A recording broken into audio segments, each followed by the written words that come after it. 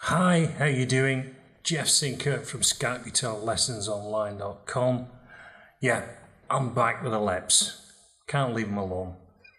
This is the song Bringing On The Heartbreak from their album High and Dry, which was the last track on the album, and it was also the first track that they were starting to work with the producer Mutt Lange, who just really changed the whole aspect of Def Leppard.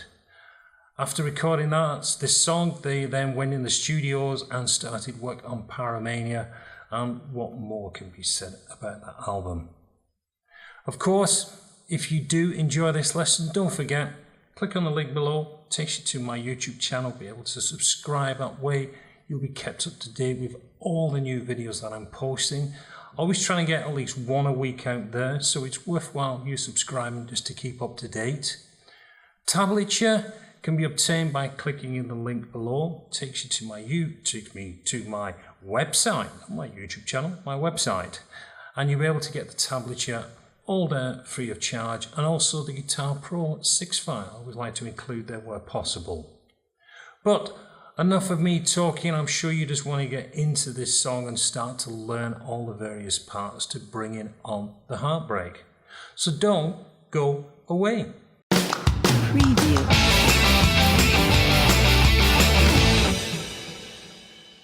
So we start off with 5 on the G string, going to 7 on the G, going across to the B string on 5, back to 5 on the G. Then we repeat that, but instead of going back to the 5 on the G, we're going to go to 7 on the D.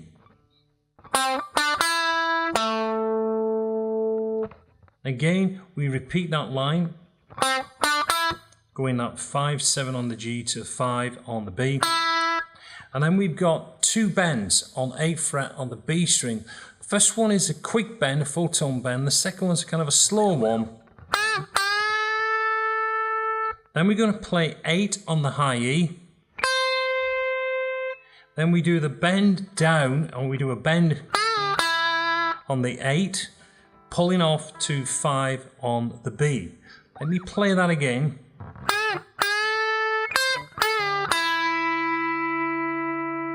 Then we go back to the 8 on the B, to 6 on B, to 5 on B, and then we got this little line to finish off, which is 7 on the G, to 5 on the B, back to 7 on the G, going to 4 on the G, and finishing on 5 on the G. Let me just play the whole of that through in slow time.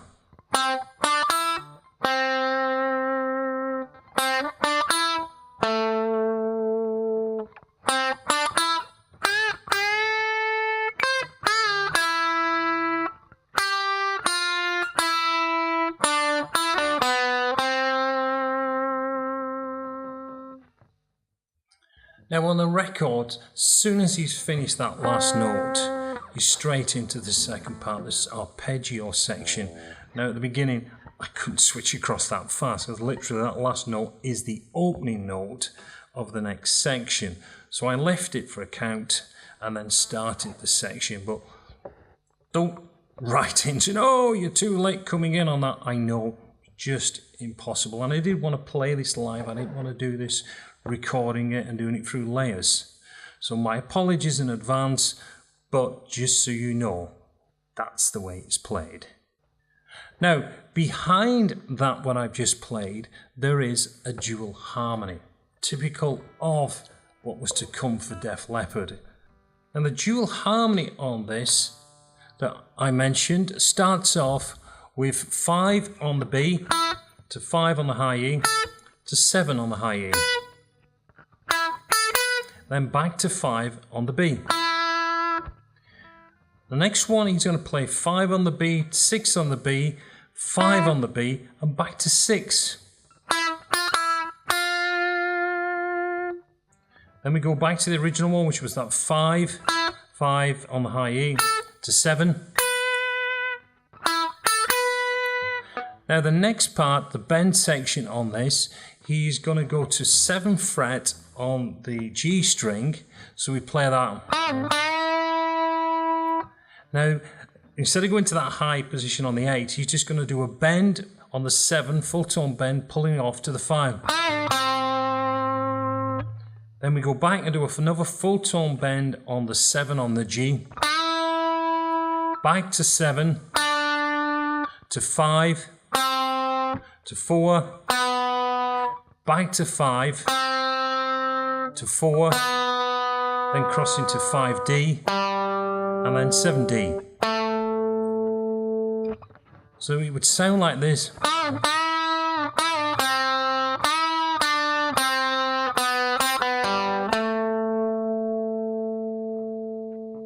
So there's the two parts to the dual harmony. Now let's get into that nice arpeggio piece that he plays through. Now I'll take you through step by step on this. So we start off with a open A string, and then I'm putting my first finger on 2nd fret on the D, and my second finger plays 2nd fret on the G, and then we do a sort of pull off, going to open string, and back to 2 on the D. Sounds like this. And we slide the first finger up to 5th fret, and we put our little finger on 5th fret on the G string, and we're going to play 3D, 5G, open string B, back to 5G. So the whole of the bar will sound like this.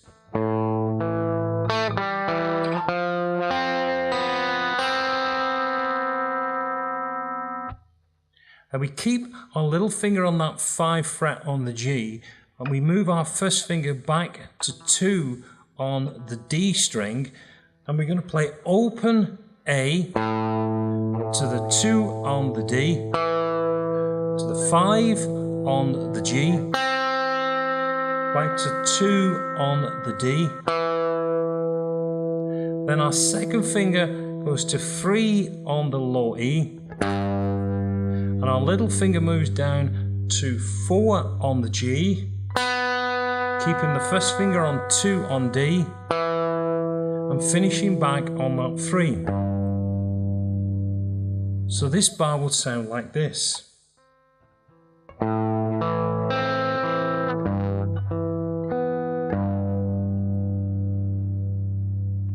And we move our first finger down to 1st fret on the low E, we play. Then our 3rd and little finger are going to play 2, 3rd finger plays 2 on the G, little finger plays 3 on the B, back to the 2 on the G. Now I keep my fingers in place there because I want them notes to ring out, but then I'm going to play open E, on the high E that is, 3 on the B, 2 on the G, and open string D. So that bar goes like this. Then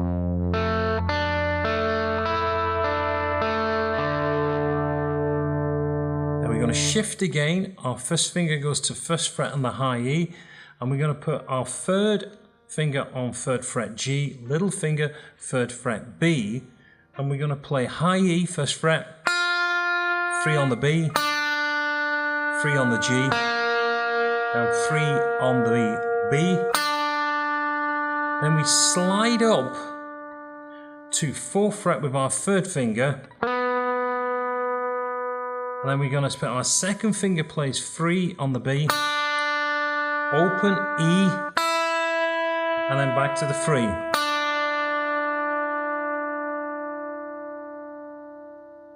So that bar sounds like this.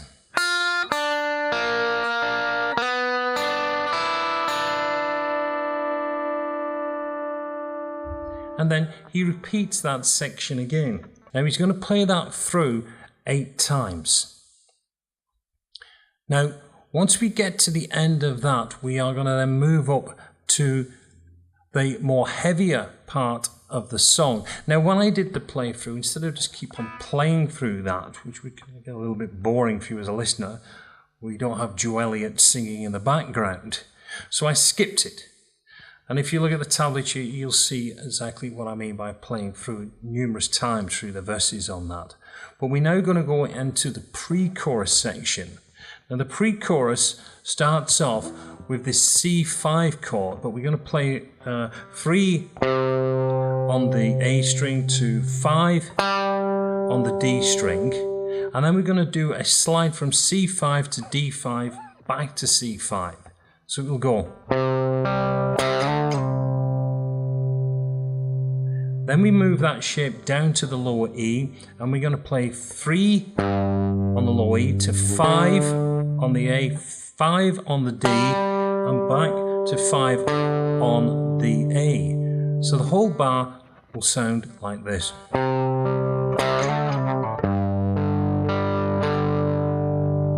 Then we move up to a D5, and we're going to play A5 and D7. Then we're going to do a D5 to an E5 slide back to a D5. So that will go. Then we move down to a B5, and we're going to play 2 on the A, 4 on the D, 4 on the G, back to 4 on the D. So that final bar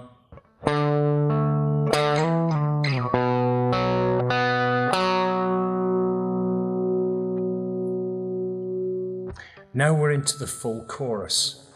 And the chorus starts off with a C5 chord, and then we go down to a G5 chord, 3rd position, and we do this little chug back to that C5. And we're going to do that 3 times. So we get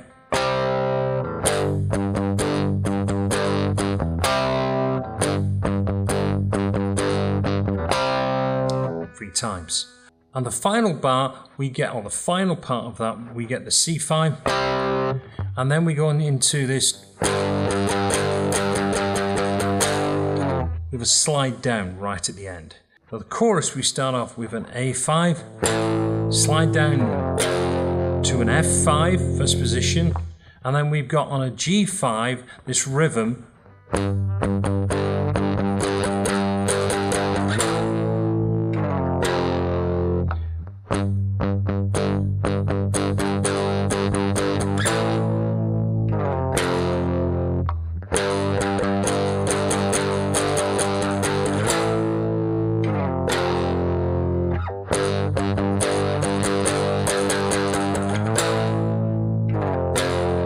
And then we finish back up on the G. And then it goes back to the arpeggio section for the verse. Well, I hope you enjoyed that. Always good to play some Def Leppard. As I've said many a time, I love that band. And this to me was one of their better songs when it came out. It's still a fair favourite on the live show. So take your time with this. The arpeggio section can get a little bit tricky with them little movements across on the strings. You've got the tablature, just by clicking on that link, takes you to the website, download it, follow it through. Also, the Guitar Pro 6 file is included on that, so if you do have Guitar Pro, you can slow it down, just take your time building up them arpeggios through there. So, until the next time, this is Jeff Sinker from SkypeGuitarLessonsOnline.com. Wishing you well, appreciate your company, and I do look forward to seeing you all again soon. So until then, goodbye.